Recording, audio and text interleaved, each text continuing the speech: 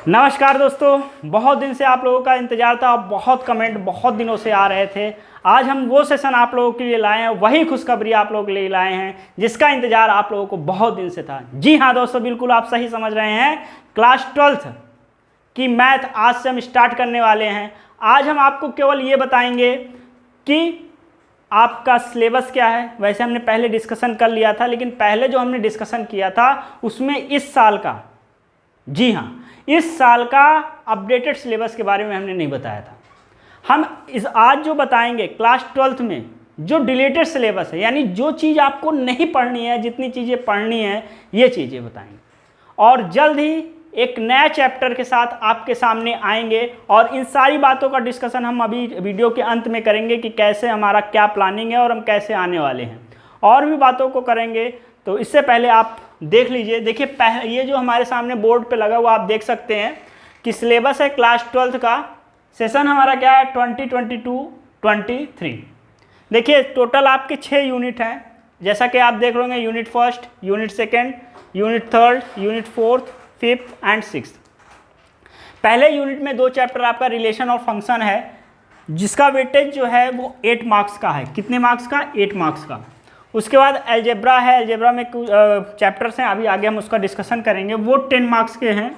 तीसरा हमारा है कैलकुलस। मेरे प्यारे दोस्तों, अगर आपने कैलकुलस पढ़ लिया तो किसी के आगे नहीं, किसी में इतना दम नहीं होगा कि आपको फेल कर सके। इसलिए कैलकुलस को बहुत ही ध्यान से पढ़िएगा और बहुत ईमानदारी से पढ़िएगा। ये चीज़ें हम आपको कहना चाह रहे हैं।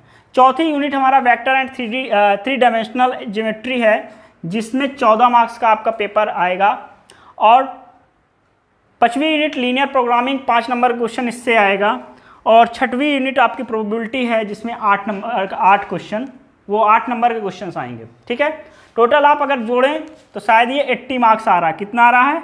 ये टोटल हमारा जो यहाँ से पूरा है ये 80 मार्क्स के क्वेश्चन हैं। 20 मार्क्स आपका इंटरनल असेसमेंट का होता है, तो आपको टोटल ये हमारे कितना हो गया? 100 मार्क्स आपका हो गया। क्या हो गया? 100 मार्क्स आपको मिल चुका है। मिल चुका नहीं, मिलेगा अगर आप अच्छे से प्रयत्न करेंगे। और टाइम ड्यूरेशन इस बार जो है वो 3 घंटे का है। तो ये सारी बातें थी। अब आपको हम बताने जा रहे हैं कि डिलीटेड सिलेबस क्या है, यानी रिलेशन फंक्शन में क्या चीज़ें डिलीटेड हैं जो आपको नहीं पढ़ना इस बार। अलजेब्रा के बारे में बताएंगे। और ये सारे जितने भी 5-6 यूनिट हैं, सारे यूनिट में हर एक चैप्टर का डिलीटेड सिलेबस आपको हम बताने जा रहे हैं। तो अब आपके सामने डिलीटेड सिलेबस आ चुका है। पहला जो चैप्टर आपके NCERT में है वो रिलेशन एंड फंक्शन में है। रिलेशन एंड फंक्शन में आपका जो डिलीटेड सिलेबस है, DS का मतलब होता है डिलीटेड सिलेबस है हमारे कॉन्सेप्ट के अनुसार।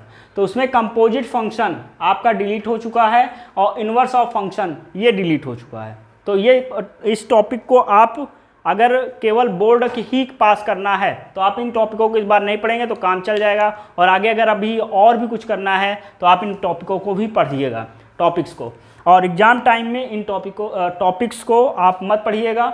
आप केवल जो टॉपिक्स हैं उनको पढ़ के जाइएगा रिवीजन के, इनमें टाइम अपना वेस्ट करने की जरूरत नहीं है। लेकिन उसके पहले अगर आप पढ़ रहे हैं तो मेरे हिसाब से आपको सारे टॉपिक्स पढ़ने चाहिए। और दूसरा जो चैप्टर है वो इन्वर्स ट्रिग्नोमेट्री है। इन्वर्स ट्रिग्नोमेट्री में रिलेटेड सिलेबस क्या है? Properties of inverse trigonometric function आपको नहीं पढ़ना है।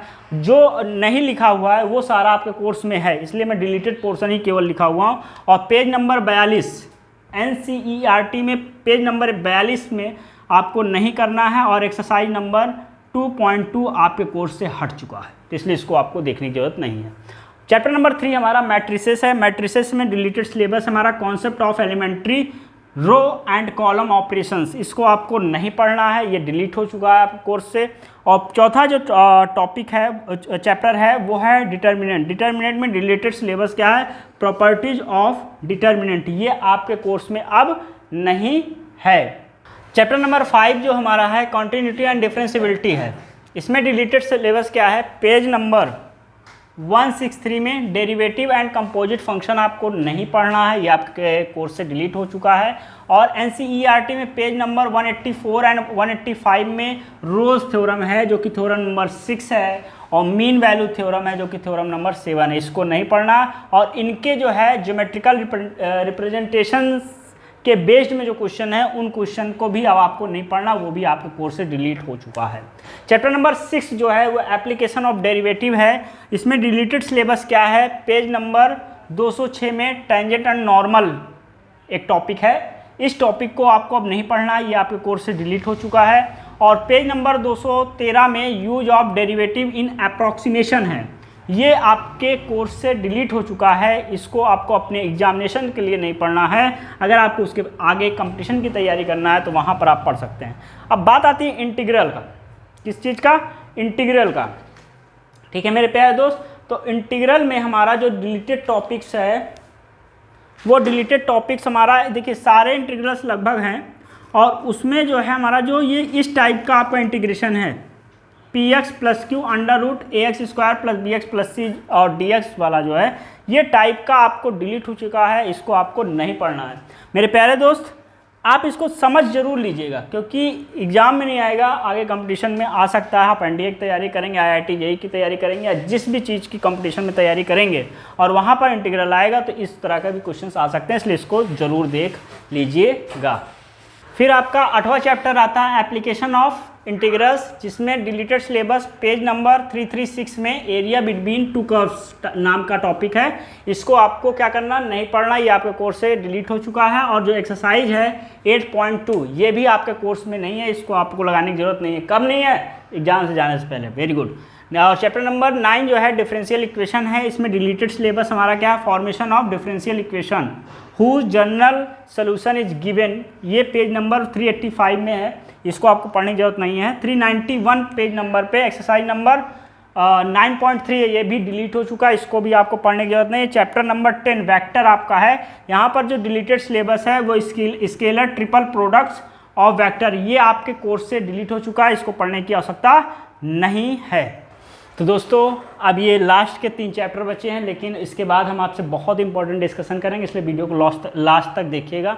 चैप्टर नंबर 11 हमारा 3 डायमेंशनल जियोमेट्री है, जिसमें रिलेटेड सिलेबस आपका है coplanar lines, Cartesian and vector equations of a plane, angle between two planes, a line and a plane distance of a point from a plane. ये आपके syllabus से हट चुका है। लीनियर प्रोग्रामिंग 12 नंबर चैप्टर है, जहाँ पर डिलीटेड सिलेबस जो है different type of linear programming problems आपके कोर्स में नहीं है। Mathematical formulation of linear programming problems आपके कोर्स से डिलीट हो चुका है। और जो चैप्टर नंबर 13 है उसमें प्रोबेबिलिटी आपका है चैप्टर, और उसमें जो आपका सिलेबस डिलीट हुआ है वो variance of random variables topic आपका डिलीट हो चुका है, जो कि पेज नंबर 565 में एक्सरसाइज नंबर 3.4 आपको नहीं लगाना है। मेरे प्यारे दोस्तों ये सारे हमारे जो हैं वो डिलीटेड सिलेबस हैं। इन टॉपिकों को आपको बोर्ड एग्जाम के लिए नहीं पढ़ना है। अगर आपको कंपटीशन की तैयारी करनी है तो इस टॉपिकों को जरूर पढ़िएगा। ये हम आपको सजेशन दे रहे हैं, बाकी आपकी मर्जी, आपको जो इच्छा होगी वो करिएगा। और आपसे ये हम कहने आए हैं कि अब आपके क्लास 12th का हम सिलेबस मैथ का स्टार्ट करने वाले हैं। मैथ जो आपका सब्जेक्ट है उसका स्टार्ट करने। इस समय जो अभी हम पढ़ाएंगे वो आपको पढ़ाएंगे बोर्ड के अकॉर्डिंग, मतलब बोर्ड में जो इस बार है सिलेबस वो 1 शॉर्ट वीडियो या जैसा भी आगे के प्लान है वो जैसा भी होगा वो आप भी बताइए कि 1 शॉर्ट वीडियो लाना सही रहेगा या हम टॉपिक वाइज वीडियो लाएं।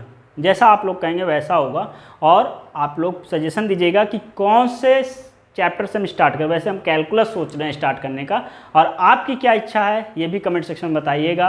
और आप अगर हमारा Telegram channel tuition tutorial by engineer Ashish Mishra नहीं ज्वाइन किए हैं तो ज्वाइन कर लीजिए, क्योंकि वहाँ पर आप कमेंट करके अपने प्रॉब्लम्स को भी शेयर कर सकते हैं और आपके प्रॉब्लम्स को हम सॉल्व करके उसका उत्तर भी वहाँ पर देंगे। ठीक है, तो उसको आप ज्वाइन कर लीजिए और भी जो सजेशन हो वो बताइए, लोगों तक इसको शेयर भी करिए, दोस्तों तक पहुँचाइए, जिससे हमको मोटिवेशन मिले और आपके लिए हम और बेहतर चीज़ इस चैनल पर कर पाएँ। तो इसके लिए आप लोगों को क्या करना है, शेयर करना है। तो मिलते हैं मेरे प्यारे दोस्तों अगली वीडियो में, तब तक के लिए धन्यवाद। जय हिंद, जय भारत।